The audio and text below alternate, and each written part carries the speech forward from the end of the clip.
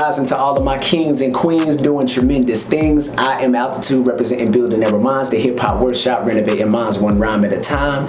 And on this episode of SOUNDCHECK, I have another special guest with me, the lovely, beautiful, talented Candace Washington, everyone.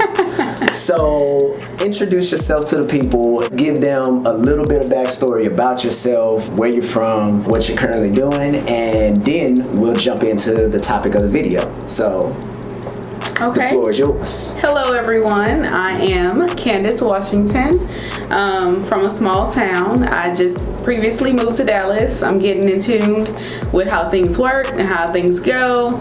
I am a businesswoman working towards entrepreneurship. I deal with the public daily and a lot of phone calls. It's so awesome that you brought up the fact that you're a businesswoman, because that kind of segues into to the topic that we're going to talk about for today, which is the transition. The reason I named this episode The Transition is because I wanted to talk about what it's like to go from a 9-to-5 to gig work or self-employment, working for yourself, making your own hours, schedule, things of that nature, to being into full entrepreneurship.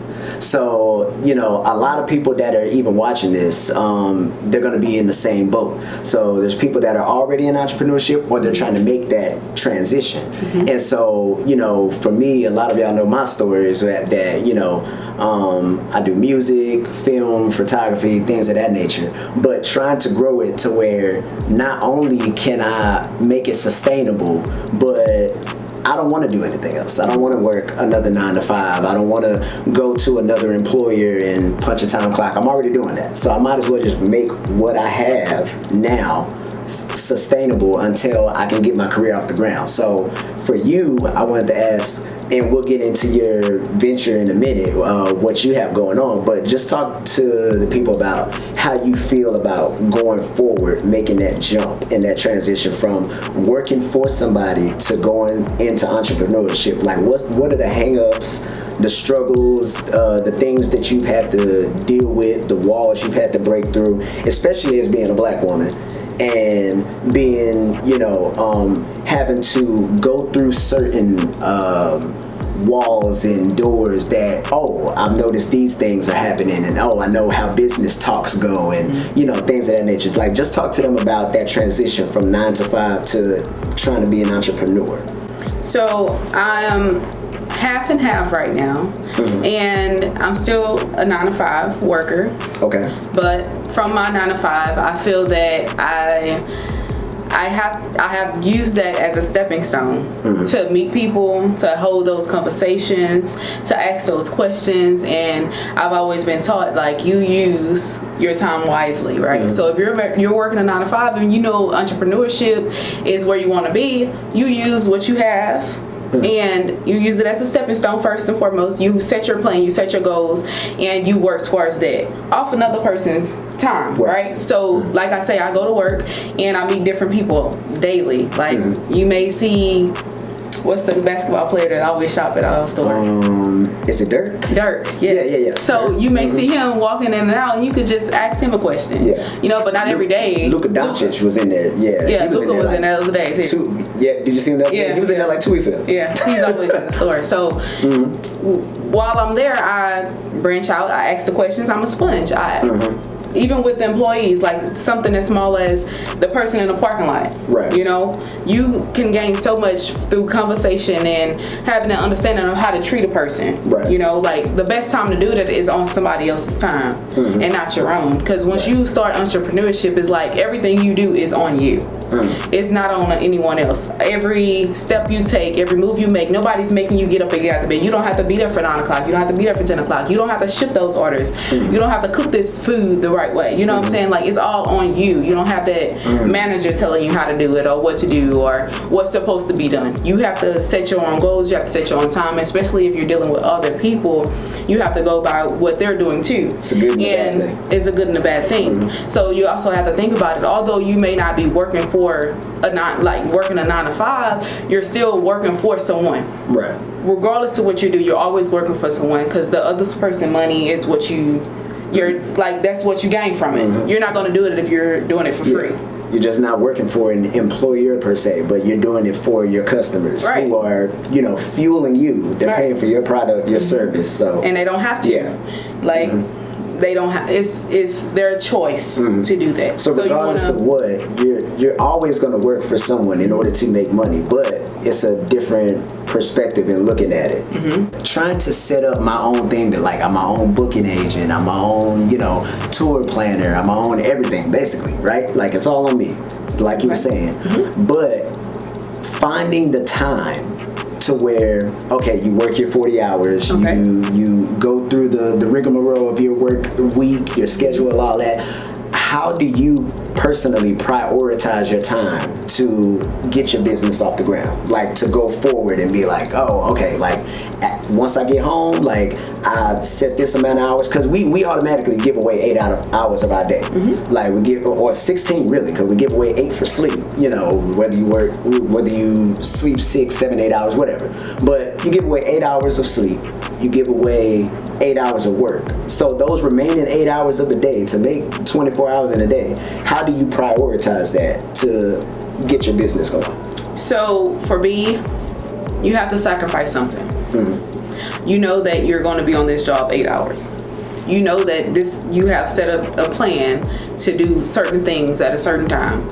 You have to be very, very critical about what you do, how you do it, and when you do it. Okay. Sleep is a thing, which depending on how bad you want it, sleep is probably going to be the last thing you do. Right?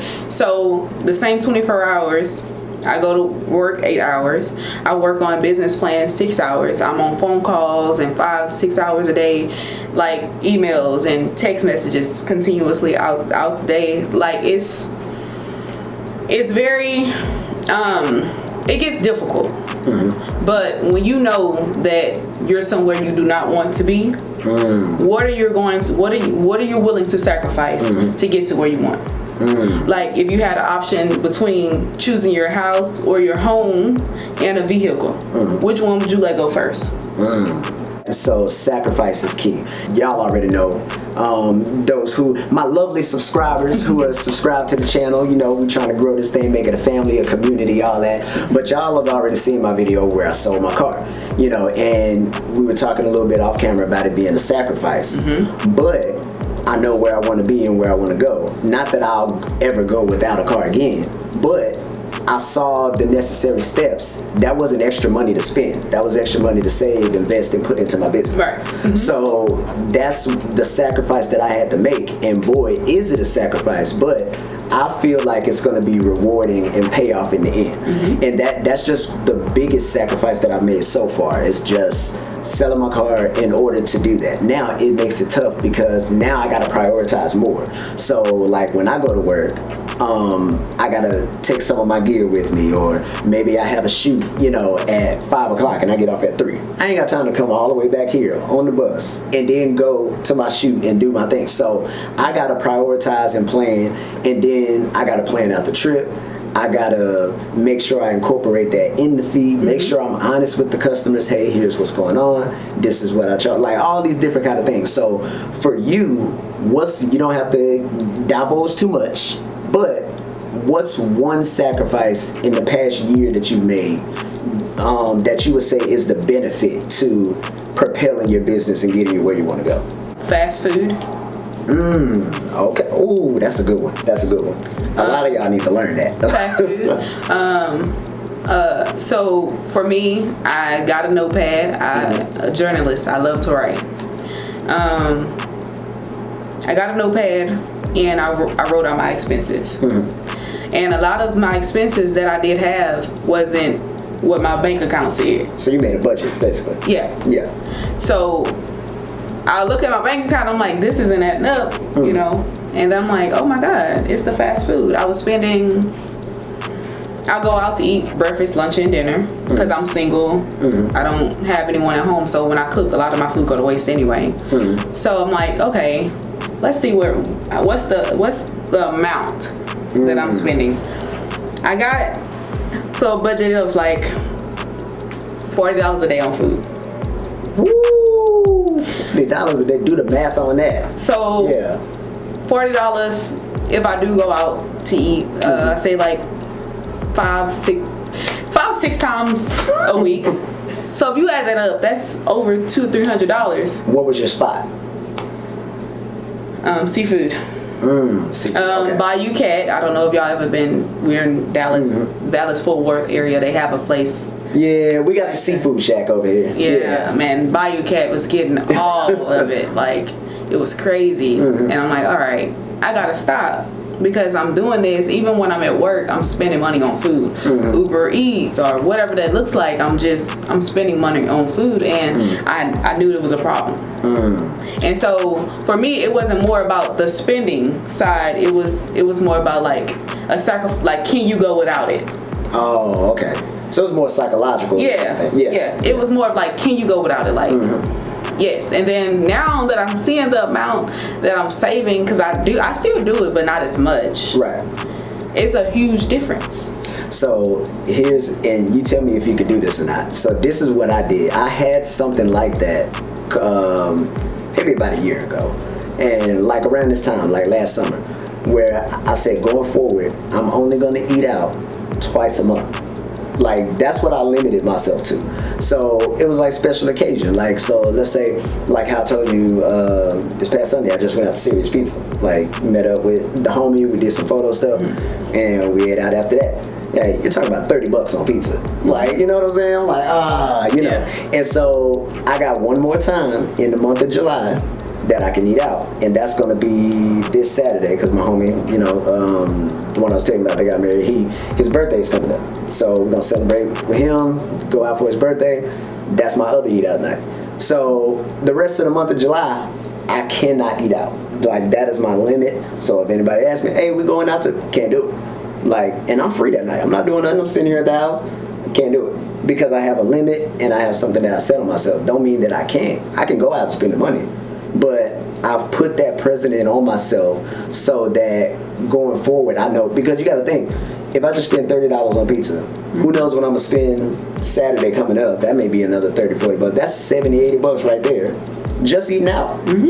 Just having a good time, right? So now I can only imagine what that added up to 5 and 6 nights a week, you know, or, you know, getting Uber Eats, the delivery fees, the service fees. So it all adds up. So when you take that money away, now I'm not even going to say you're limiting yourself, but when you discipline yourself and you take that away, don't it make you feel better? It does. It's just like a relief of knowing that, this money is still in my account. That too. So earlier you mentioned how you didn't have a car and you sold your car for your reasoning, so whatever, right?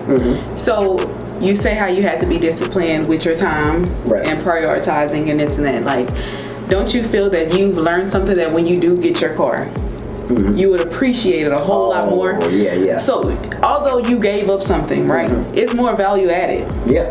Because now you know how that person feel that could have had a car but cannot get it, and you're willingly doing this just to, you know, get to where you want to go. But your sacrifices that you make when you're successful, you have that story you can tell. It was a sacrifice, and it is a sacrifice.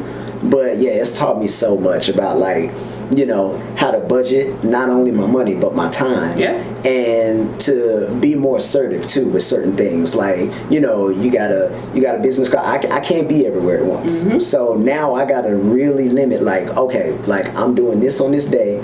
And you know what else it made me do? Getting rid of my car made me actually implement contracts, because I wasn't doing that before. I was just doing verbal agreements. Oh, you want to shoot on Saturday? Okay, let's do it. And then they end up canceling, and I'm on my way there already. I can't just turn around because I'm on the bus or the train, right? So after I sold my car, it really made me like discipline and say, like, okay, let me write something out. Here's what I charge. But not only do I charge this, like, I require a deposit.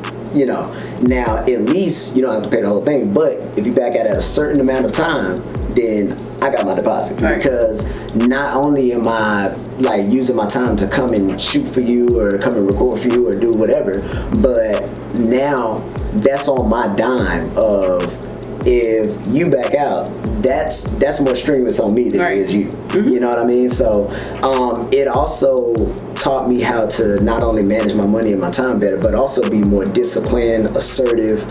So when I do get a car again, like, that's gonna be, I can't even imagine how it'll be, because now I'm thinking like, oh, okay, now when I get a car again, I need my car to make money for me. Like, so now I'm just like, all right, on the side, do I do Lyft or Uber with it? Do I tour it without? Like, well, there's so many other options you could do, right? But it's just one of those things where, for me, I just want to be in the best place possible going forward, because I feel like entrepreneurship, one thing that I feel like is lost in all of it is not only discipline, but how to lead. And so that goes into my question for you, is that, don't you think that being on your 9-to-5 currently and transitioning into entrepreneurship, has it taught you how to be a better leader when it comes to leading your people and, talking to them about how to dress, or talking to them about, presenting themselves, having good customer service? Like, talk to me a little bit about that. So for me, I feel like you are your experiences. You know how you was treated previously. You know what how you don't want to be treated. Right. You know how you want to be talked to and how you don't want people to, like, it's all mental, right? So it's like, would you tell your grandma to shut up? Absolutely not. So why is it okay to go to work and see someone and disrespect their grandma? You wouldn't want nobody else to tell your grandma, like, hey, you pick that up. Right. Like, you get down on the floor and you pick that can up. So it's what's the word? Decorum. There you go. Perfect. Yeah. I like this guy. I'm gonna have a little definition of decorum on the bottom of the screen, so y'all see that. So it's like, when you get to that point in life to where you feel leading is more important than being a manager. Oh, that's a good one. It's easy to manage the black and white. Right? But sometimes that black and white has to turn gray.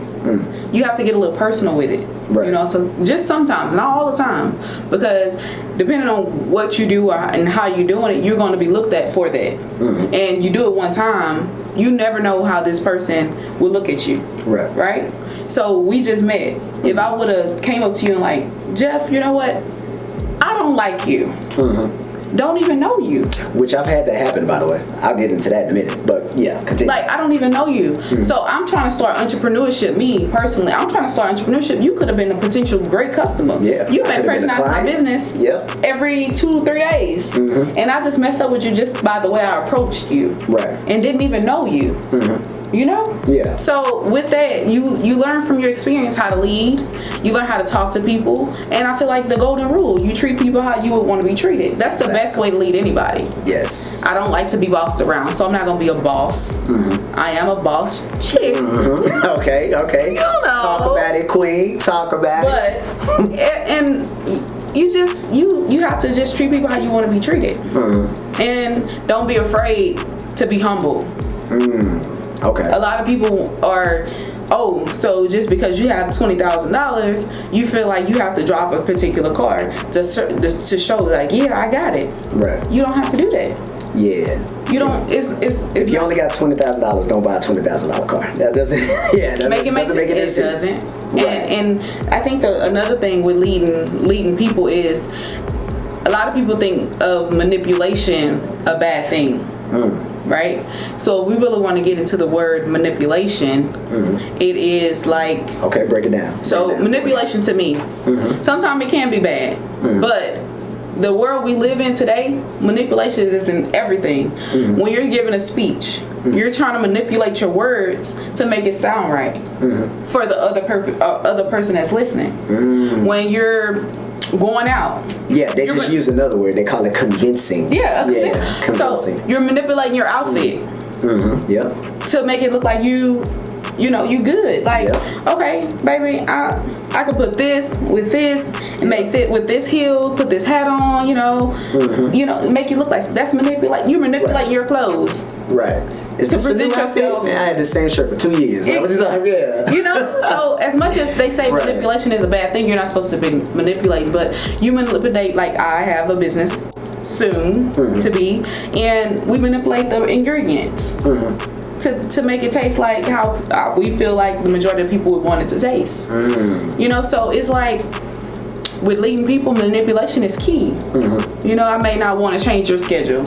Right. But I'm gonna change your schedule because I know in 2 weeks I may need you to work a different shift. Right. You know, it's manipulation in a way, right? Okay. So, and I think what it is that the word comes with a negative connotation. So, like I said, like it's just replaced with the word convince. Like, oh, I convinced you to work that. But was it really convincing or was it manipulation? Or is it the exact same thing? Kind of like how dating and courting, I don't see the difference. Like, it's the exact same thing. It's just two different words that mean the exact same thing. So I totally get that. Like, I'm not even going to disagree with you there because I actually think you're right about that. So what I'll say is that, there was this girl I used to work with, right? She was a security guard at Walmart when I worked there long time ago, right? So she actually came up to me, like, mind you, I've never had a conversation with her, never really talked to her like that. It was just like, hey, what's up, whatever. But you ever pass by somebody, you ever say what's up to somebody and they didn't say hi back? Yeah. Oh, that. All the time. And what hurts the most is that she was black, so I was just like, like my own people, don't do this to me. Like, don't do that. Yeah, like if I say what's up, like even if just give me the head nod. That's it. Like acknowledge that I'm a person. Yeah. So I used to always say what's up or say hi, whatever. She never said nothing back, right? So one day I'm sitting on my break, she's doing her little patrol through. She comes in the break room and she's like, you know what? I don't know what it is, but I said hi to her first. She didn't say anything. She turns around. She says, you know what? I don't know what it is about you, but I just don't like you. That was her exact words to me. And I'll never forget this. 2 weeks later, she got fired. And her car got repossessed. All within a month of after she told me that. And I was just like, the crazy part was when she told me that, I wasn't even mad. Like I didn't yell at her, I didn't curse out, nothing like that. It was just one of those like, why would she say that to me? Like, I got no issue with you. Like, I don't even know your last name. Like, I just know, your name's Crystal. That's it. That's all I know about you, pretty much. Like, I can't even get past the barrier of knowing you because you got this wall up. Right. But then your life, as soon as you tell me you don't like me, your life like just crumbles, goes to shambles, right? And I'm just like, I don't know if that's karma, divine intervention, God getting you back. I don't know. I stay out of that. But what I will say is that you treat people, like you said, how you want to be treated, and you never know who you're talking to. You don't know if I'm a millionaire just living a simple lifestyle. There's a book called Millionaire Next Door, Rich Dad Poor Dad, like some good books where you have no idea. There's people that they're driving just regular cars, and you would never guess that they're a millionaire. You would never know, but you don't know who you're talking to, who you're disrespecting. So that's why I always try to treat people with a certain level of respect or decorum for you guys. I always try to treat people a certain way just because I don't know where my potential next client is going to come from. Like, I handed a card out while I was at work, and it was like, oh, like, you do photography? We just got randomly on the subject. And I was like, oh yeah, here's my card. Like, all right, I'm gonna hit you up. She called me the next day. Like, she wants to do a shoot. Boom, that's a client. Now, what if I would have had a bad interaction with her? Then nobody want to deal with you. Exactly. So, no, I totally get that. Would you consider yourself a leader, a follower, or both? Both. Okay, why? You can't lead without following first. I knew 2 years ago that I wanted to open up a year and a half ago, because I've been out here for a year and a half. So I just had this idea of like, I love soul food. I love soul food. I love the smell of the oxtails and the gravy on the rice. Right. It's just it's heart and soul for me, right? Yeah. So I feel like with moving to Dallas, they don't have any good solid soul foods around at all. The places that I have tried, which I'm not gonna mention names, wasn't what I thought it should be. Okay. Every time I want soul food, I would have to cook it. So I'm like, all right. So if I feel this way, imagine how many other people feel this way. Like, really want some good soul food, but cannot get it. Which is a great eye of a business owner, is seeing where the lack is and actually saying, what they don't have. I can improve on this. Because we have a lot of wing spots. We have a lot of lounges. Right? We have but who doesn't like to listen to music while they eating? I do. Who doesn't? So for me, soul food, right? I'm like, okay, I always have to cook my own soul food. There's probably a lot of people that want some soul food. I love music. I love to smoke hookah. I love to be around people. I love to collaborate and get to meet and greet and, like, just branch out. And So I'm like, I like the vibe already. I can picture it in my head. You know, elegance. Right. You know, give a little splash of elegance. You know. Right. But you can get a little dance on if you want to. Yeah. So I'm like, I'm sitting at home and I'm like, okay, how can I make this work? Mm-hmm. And I come up with the idea. I'm like, oh my God, a soul food lounge. Okay. So I'm scrolling on social media, and a person that I actually grew up with is on TikTok, and is a plate of soul food, and I'm like, oh my God, this is a sign. Right. Business partner. Right. And I knew her, like I said, we grew up together, so I went to her with the idea, and we came up with the name, we came up with this. It's huge. Like, I feel that the only thing can stop us is us. And I do know that because there's already two people, we don't want to branch out and put too many other people and get their opinions, because our vision would change. Okay. Right? So I'm not going to speak too much on it. Just know that it's coming. Okay. We're going to do a soft opening very, very soon, so stay tuned. It's soul food. It's music. It's hookah. It's a vibe. And we're very excited about it. Okay, so leading into the business then, so let's talk about it. So now, without giving too much away, just whatever you feel you can talk about. Can we talk about the name? Can we talk about like certain things? What can we discuss? So what do we have to look forward to with the name? The name is Cousin Soul Food Lounge. Okay, I like it. Cousin Soul Food Lounge. Okay, and I guess going forward, are y'all cooking in house right now? Are y'all like making plates to order, or like how can I get a plate? First off, like, so I got you. Okay. I got you. So, she has her side business where she do catering. Okay. And I can give you her email or everything, but she cooks daily, so you can just always get a plate however you want it. But normally she sticks to like the catering thing. And but I can get you a plate. Okay. Definitely get you a plate. And do y'all have menus already? Yeah. Okay, so we're setting the bar high. I'm gonna have all of their details, a picture, a flyer, all of that stuff down in the description and on the screen here where y'all can see it. So I guess going forward, I would love to see the spot that you got, because I can already envision it and picture in my head, because I've been to many lounges, many wing spots, many different places, hookah spots, all that. But what you described and the vibe that I get, you know what I mean? Like, you don't get that at too many places. You either get one or the other, but it's not everything. Here is either good drinks or and trash food, and so it's like, how do you merge the two and make it?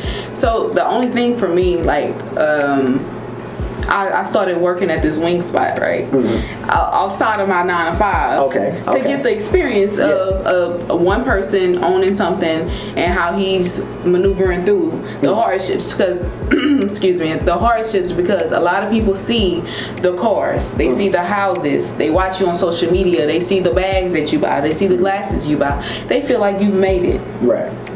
But they don't see the sleepless nights.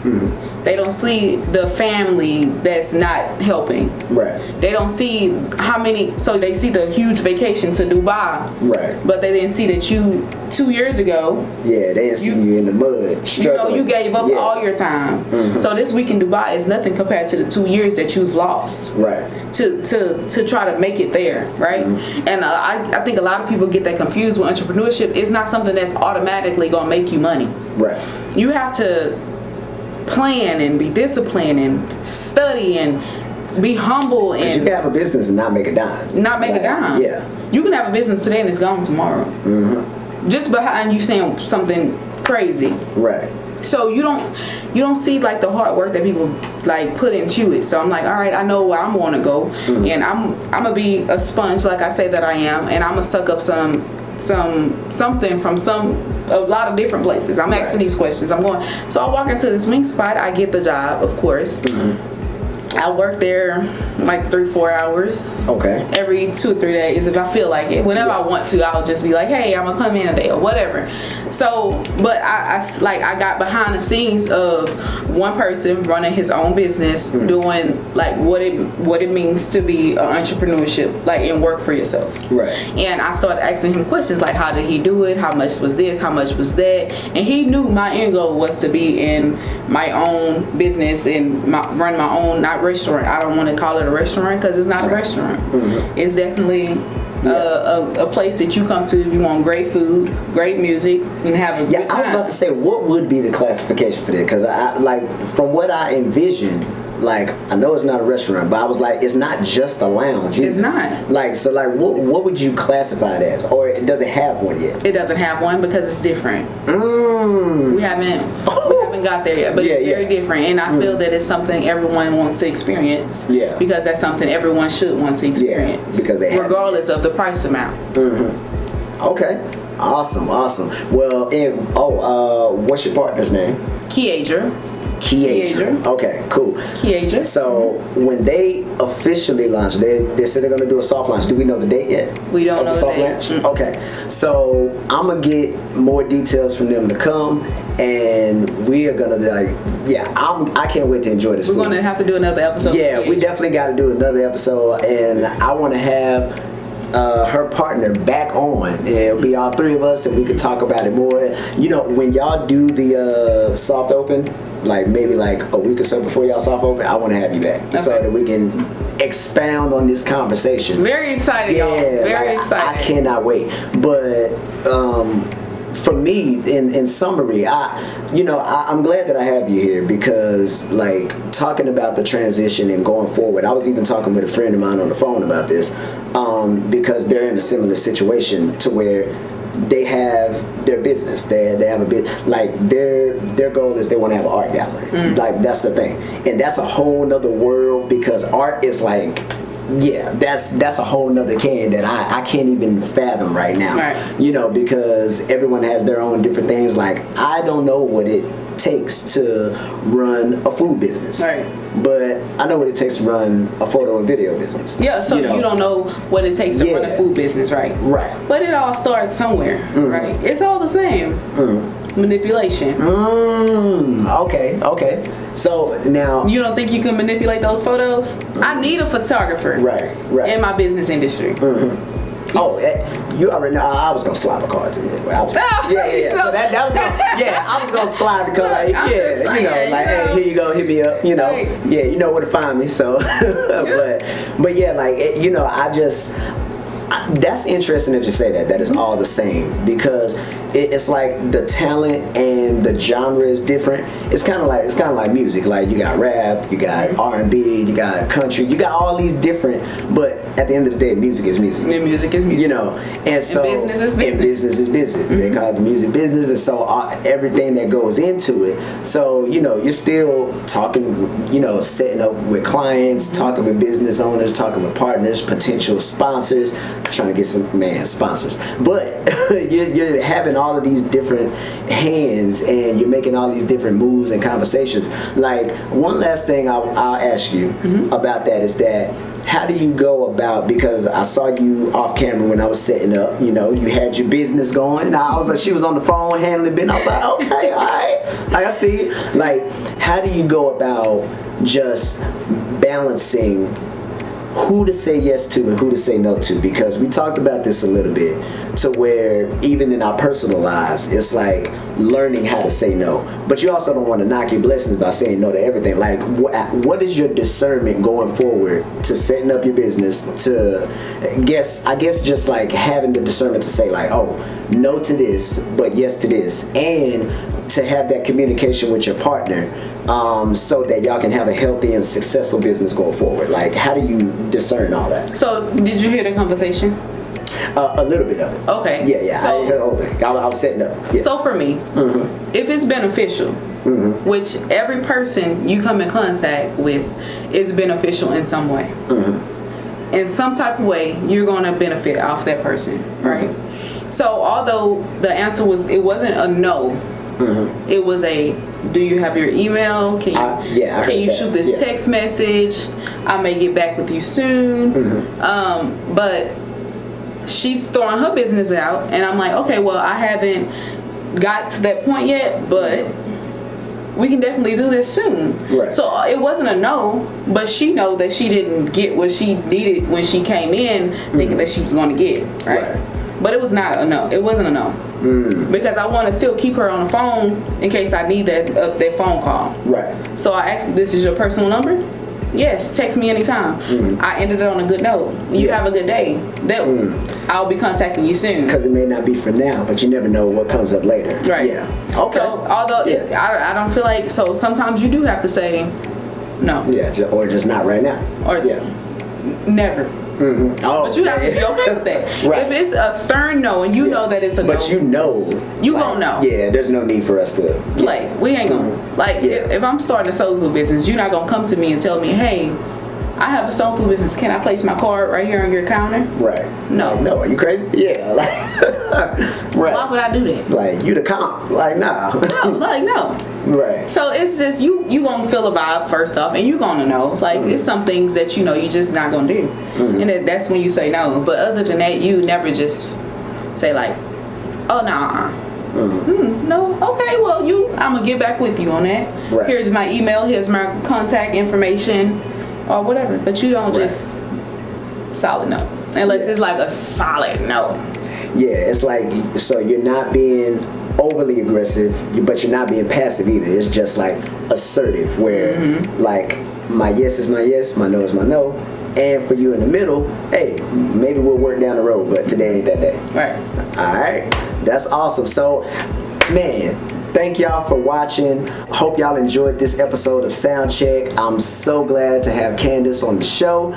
One more time, plug your business, plug your partner, all of that, and I'm going to have them back on for the soft opening, but let them know one more time about the name of your business and everything like that going on. So my name is Candace Washington, my business partner Kiadra. We're coming soon with Cousins Soul Food Lounge. We're going to have a soft opening very, very soon, hopefully within the next 2 to 3 months. I'm going to fix this guy a plate soon. And I'm going to eat it on the show. And he's going to eat it. And he's going to enjoy it, I promise. And y'all stay tuned. It's good to see that black millennials are coming together as one, as we should have been doing, but it's coming, right? It's coming. It's on the way. Awesome. Well, thank y'all so much for watching. I am Altitude, representing Building Their Minds, the Hip Hop Workshop, renovating minds one rhyme at a time. This has been another episode of Soundcheck, and I will see y'all on the next one. Peace and one love.